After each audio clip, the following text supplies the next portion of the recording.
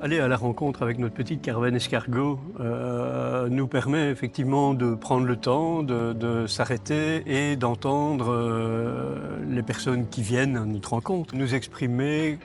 combien elles ont encore besoin de pouvoir raconter, de pouvoir s'exprimer, de pouvoir être entendues. Alors le projet Entre deux eaux est la réponse à un appel à projet de la Fédération Wallonie-Bruxelles qui a pour but d'accompagner ou d'aider les populations qui ont été touchées par les inondations qui remontent déjà à 2021. Pour ce faire, on s'est adjoint le Contre-Rivière Meuse-Aval qui travaille effectivement sur le bassin de la Mehaigne et sur bien d'autres bassins dans la Meuse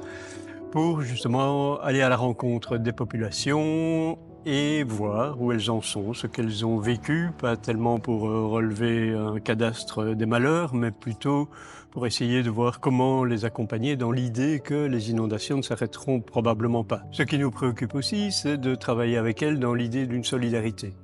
de laisser effectivement des marques possibles de ce qui s'est passé, des outils de prévention et les moyens de réactiver ou de ranimer ou de laisser en tout cas en activité une certaine solidarité entre les populations dans les quartiers les plus exposés. Donc nous allons avec la caravane à la rencontre des habitants des quartiers qui sont généralement les plus touchés par le phénomène des inondations, avec le Contre-Rivière et des outils de prévention, des animations sur le jardin résilient, la maison résiliente, et avec Paul Jamard du PAC Wiwarem pour recueillir des témoignages. On essaye de récupérer des photos, des souvenirs concrets de ces inondations pour nourrir une exposition, l'exposition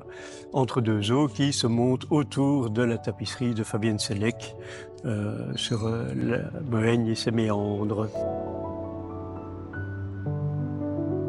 Il y a 3 écoles qui ont embrayé également dans le projet, avec des classes de 3e primaire qui font tout un travail